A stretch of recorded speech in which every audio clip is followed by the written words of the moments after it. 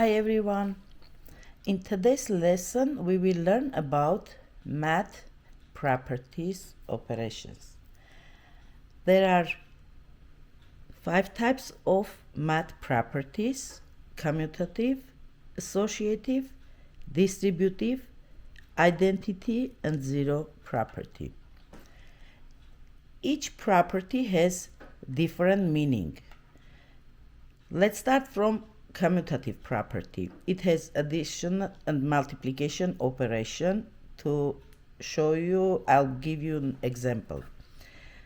For commutative property, addition operation, if we add a plus b, it will be equal b plus a. If we switch the numbers places, the sum will not change.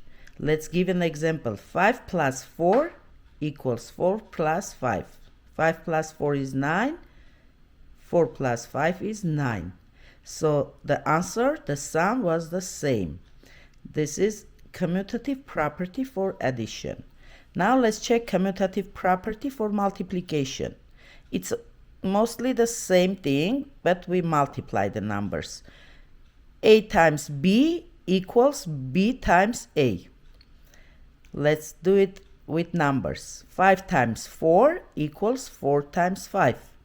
5 times 4 is 20.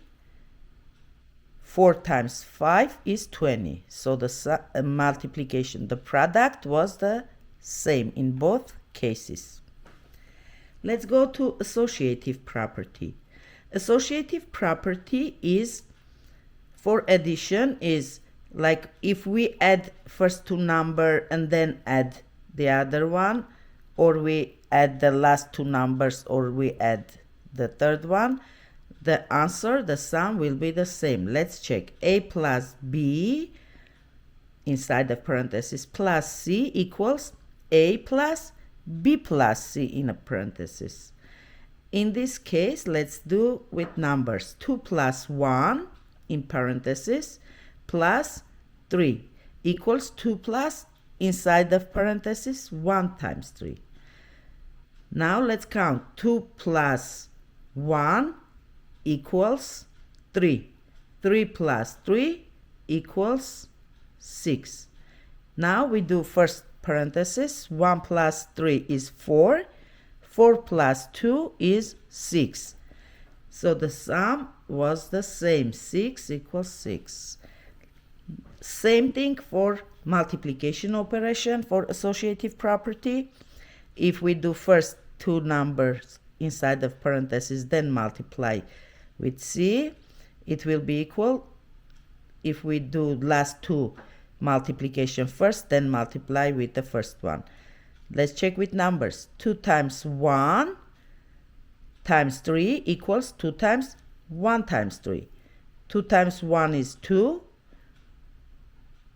2 times 3 is 6. Now we do inside the parenthesis. 1 times 3 is 3. 2 times 3 is 6. So the product was the same. Next one is distributive property. This is a little bit different. Let's see here. A times b plus c equals a times b plus a times c. For example, we have numbers. We distribute this. First we do with a times b, and then we plus a times c. Let's see. If we have 3 times 2 plus 5, which is 7. 3 times 7 is 21. Then we have 6 here. 3 times 2